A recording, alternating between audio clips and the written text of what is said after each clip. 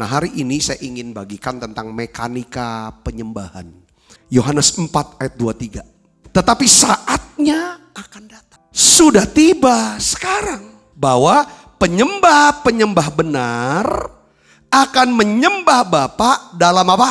Roh dan kebenaran. Sebab Bapa menghendaki penyembah demikian.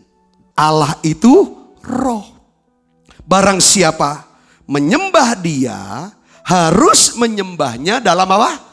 Roh dan kebenaran. Jadi penyembahan ini adalah sesuatu yang sangat penting bagi kehidupan orang percaya. Kenapa? Penyembahan ini menyatukan kita dengan Allah. Bahkan penyembahan itu bisa mengikatkan diri kita dengan apa? Dengan Tuhan. Penyembahan ini yang membuat kita ini karib dengan Tuhan. Mekanika penyembahan itu apa? Mazmur 100 ayat 4. Masuklah melalui pintu gerbangnya dengan hati bersyukur, ke dalam pelatarannya dengan puji-pujian. Bersyukurlah kepadanya dan pujilah namanya. Dari Mazmur 100 ayat 4 ini, saudara, kita bisa melihat nih mekanika penyembahan itu gini. Kalau saudara mau jadi penyembah, saudara bisa masuk hadirat Allah. Dengar baik saudara. Yang pertama adalah kita harus menaikkan doa, ucapan syukur dan nyanyian syukur. Maksudnya begini, seorang penyembah adalah seorang yang memiliki rasa puas dan punya rasa syukur kepada Tuhan. Ini syarat untuk bisa nyembah. Coba cek dulu. Saudara, kalau kita jadi orang yang kayaknya gak ada puasnya, gak ada rasa syukurnya, yang selalu marah, yang selalu ngomel, yang selalu sungut-sungut, selalu akan mendaftar segala macam alasan dan kata-kata untuk memvonis orang, merendahkan orang. Ini semua gak beres. Saya yakin ini susah untuk masuk hadirat Tuhan. Seorang penyembah, dia harus punya rasa syukur. Artinya apa? Bukan cuma di mulut aja, dari hati. Kita bisa bersyukur karena kebaikan Tuhan. Kita bersyukur karena kasih Tuhan. Kita bersyukur dengan mengingat perbuatan Tuhan. Orang yang bisa bersyukur, tahu terima kasih, ini adalah orang yang apa? Rendah hati, gak lupa kebaikan orang. Yang selalu bisa mendahulukan, bisa mengangkat orang lain. Ku masuki gerbangnya dengan hati bersyukur. Pintu gerbang hadirat Allah akan terbuka pada saat kita bersyukur. Makanya Rasul Paulus, dia ingatkan kepada jemaat di Korintus. Di dalam 1 Korintus 1 ayat 26 sampai 29 katakan gini. Ingat saja, saudara-saudara, bagaimana keadaan kamu ketika kamu dipanggil. Dulu kamu tuh gimana? Ingat, jangan lupa, menurut ukuran manusia tidak banyak yang bijak. Kamu tuh gak tahu apa-apa dulu.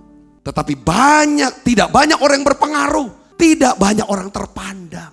Tetapi apa yang bodoh bagi dunia, tetapi Allah pilih kamu. Untuk memalukan orang berhikmat, orang pinter di sana.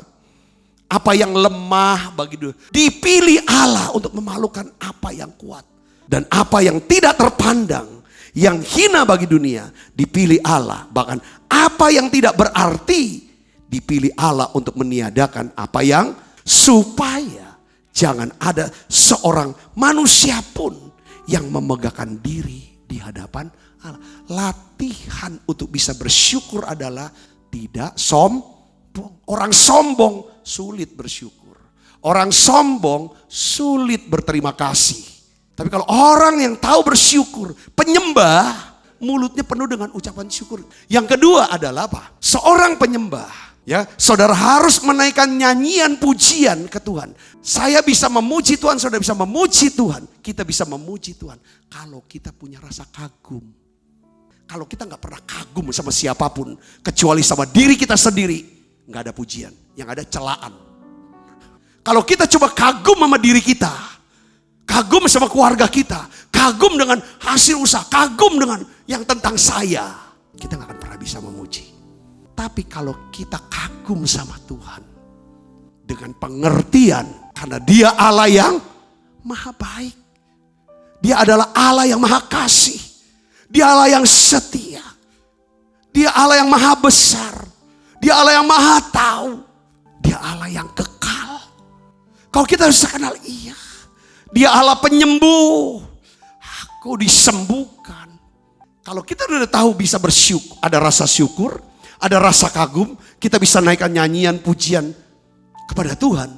Akhirnya apa saudara terakhirnya? Roh Kudus yang ketiga, ya kan, akan membawa kita, saudara, masuk hadirat Tuhan. Waktu nyembah, masuk hadirat, waktu ada di hadirat, disitulah kita ngerintih. Gak ada kata-kata lagi, gak ada doa lagi, kata-kata doa berhenti, kata-kata syukur berhenti, kata-kata pujian berhenti. Yang ada adalah ini dalam roh, rintik. Jadi penyembahan itu berasal dan keluar dari hati, dari batin. Penyembahan lahir dari pengenalan dan pewahyuan akan Allah secara pribadi.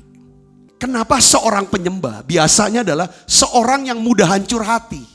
Kalau seseorang gak mudah hancur hati, seringkali Tuhan izinkan, bukan Tuhan kasih ya, yang namanya Tuhan izinkan pergumulan, masalah yang akal kita gak bisa selesaikan. Akal bilang takut. Pada waktu akal udah kehilangan akal untuk selesaikan, pada saat itulah kita butuh apa? Damai sejahtera. Supaya saudaraku, bukan lagi akal kita tapi iman kita kepada Allah. Dan ini hanya bisa diaktifkan iman itu pada waktu kapan? Nyembah.